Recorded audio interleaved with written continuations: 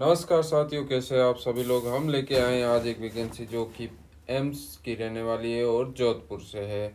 तो चलिए देखते हैं इसके अंदर कितनी वैकेंसी है, किस किस फील्ड में कितनी वैकेंसी है, तो उसके बारे में डिटेल से जानेंगे हम।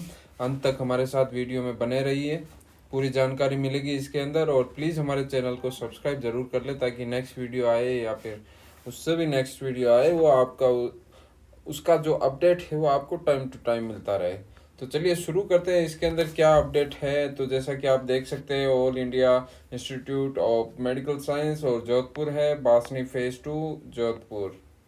तो देखते हैं, ये जैसा कि आप देख सकते हैं ये अभी 2 दिन पहले ही इसका डेट आया है। ओके, और जो इसके बारे में बात करें तो ये पूरा कॉन्ट्रेक्चुअल बेसिस रहने वाला है। यहाँ पे क्लियरली मेंशन है, जैसा कि आप देख सकते हैं कॉन्ट्रेक्चुअल बेसिस, यहाँ पे भी कॉन्ट्रेक्चुअल बेसिस क्लियरली मेंशन कर रखा है उन्होंने। और कितनी वैकेंसी है और किस ग्रुप में है, कितना सैलरी रहने वाला है, वो सभी इसके अंदर बात करेंगे। तो सबसे पहले बात करते हैं मेडिकल फिजिसिस्ट। तो उसके अंदर आपको क्या एसेंशियल क्वालिफिकेशन मांग रहे हैं वो देख सकते हैं कि यहाँ पे मेंशन किया हुआ है एमएससी इन मेडिकल फिजिक्स और इक्विवेलेंट फ्रॉम रिकॉग्नाइज्ड यूनिवर्सिटी और institute, MSc in physics from recognised university. और इसके अंदर अगर आपके पास post graduation diploma degree in radiological medical physics from recognised university तो आप एलिजिबल हैं। अगर इसके साथ में भी अगर ये चीज़ें हैं आपके पास, MSc in medical technology with radiotherapy और special subject from recognised university and diploma in radiation protection and 2 year experience of working in radiotherapy department of hospital, अगर आपके पास ये वाली है तो इसके अंदर आपको 2 years का एक्सपीरियंस चाहिए होगा, तभी आप इसमें एलिजिबल रहेंगे। और ये ग्रुप ए के अंतर्गत आती है। और इसके जगह एज लिमिट दी गई है 21 से 35 दे रखी है, यहाँ पे मेंशन कर रखी है। और ओबीसी में एक वैकेंसी है। और इसके अंदर जो सैलरी रहने वाली है 88,638 रहने वाली है पर मंथ। ठीक है, काफ़ी अट्रैक्टिव सैलरी है। आई थिंक अगर कोई व्यक्ति है इस फील्ड से तो ज्वाइन कर ले तुरंत। और भी बात करें तो टेक्नीशियन ओटी की बात करें तो इसके अंदर भी बीएससी इन ओटी टेक्निक और रिलेवेंट चाहिए भैया, 5 साल एक्सपीरियंस इन कंसर्न फील्ड। अगर इसके अंदर आपके पास 5 साल का एक्सपीरियंस है तो आप एलिजिबल है। 10+2 with science with diploma in OT technique in equivalent with the 8 year experience. अगर आपके पास ओटी है और 10+2 विद साइंस कर रखा है तो 8 साल का एक्सपीरियंस आपके पास होना ज़रूरी है। इस बात का ध्यान रखिएगा। जैसा कि ये बी ग्रुप में है और इसकी एज है वो 25 से 35 के बीच मांगी गई है। और इसके अंदर टोटल जो नंबर ऑफ वैकेंसीज है वो 6 दे रखी है, यहाँ पे देख सकते हैं 6 वैकेंसीज है। और इसके अंदर अलग अलग की बात करें, अनरिजर्व्ड की, ओबीसी की, तो इनमें 2-2 वैकेंसी है। और एससी और ईडब्ल्यूएस में एक एक दे रखी है। और इसकी जो कंसोलिडेटेड सैलरी बताई जा रही है वो इसके अंदर 55,932 दे रखी है। अगर कोई व्यक्ति इंटरेस्टेड है तो प्लीज़ अप्लाई कर लीजिए टाइम पे, क्योंकि ज़्यादा समय नहीं रहेगा इसके अंदर।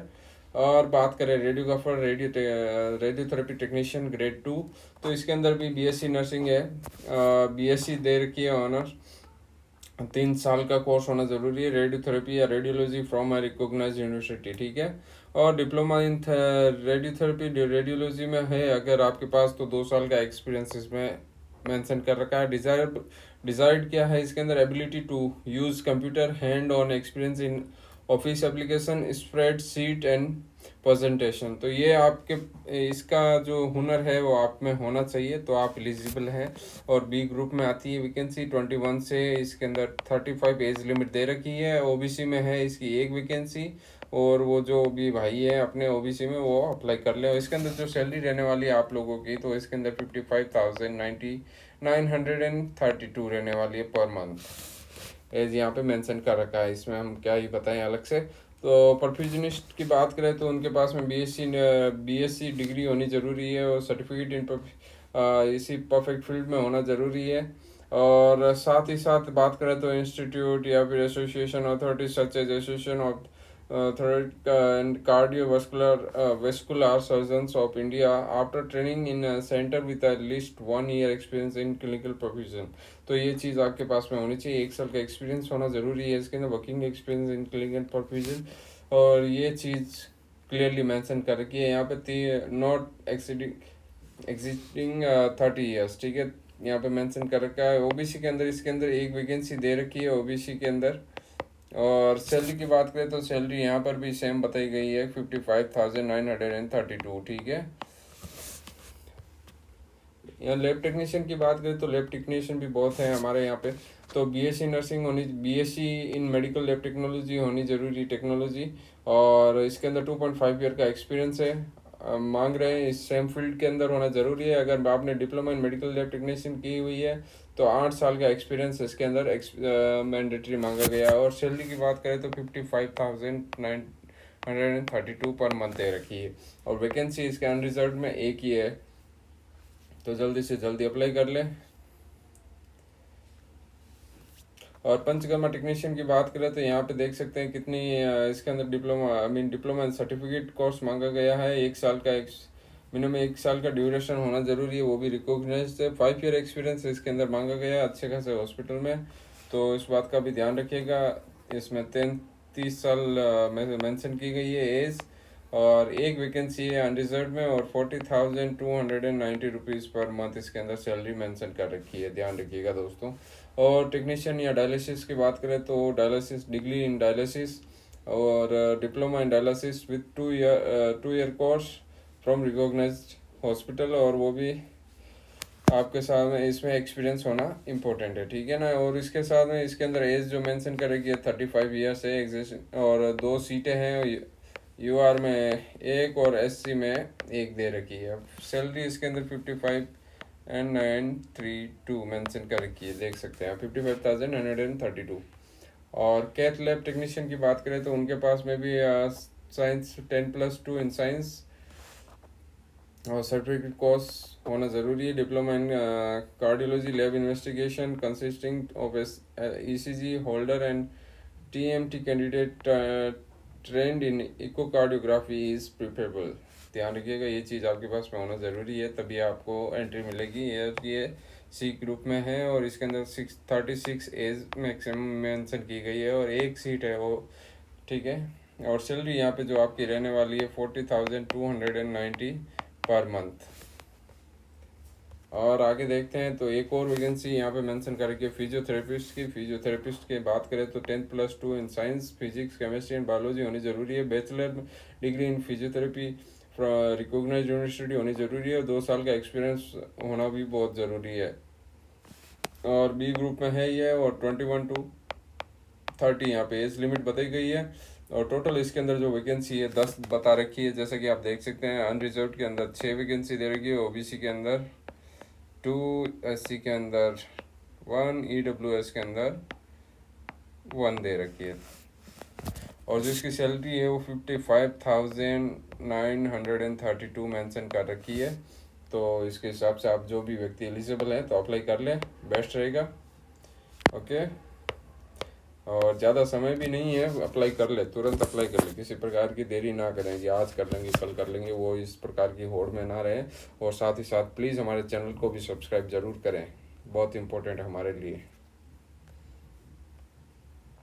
और जनरल कंडीशन यहाँ पे मेंशन कर रखी है, आप लोगों को इसको एक बार पढ़ लेना है क्या क्या चाहिए इनको, ठीक है। और यहाँ पे last date of submission of the submission application from sale we start 21 days from the opening date. ध्यान रखिएगा, ये स्टार्ट हो चुकी है और 21 दिनों तक चलेगा, उसके बाद में और क्लोज हो जाएगा, तो भूल जाइएगा। फिर एप्लीकेशन फ़ीस की बात करें तो यहाँ पे एप्लीकेशन फीस की कैंडिडेट एक्सेप्ट फीमेल SC/ST और person with a benchmark disability condition who are exempted from the payment of the fee are required to pay 100, okay, by using online mode only via payment gateway of AIIMS Jodhpur.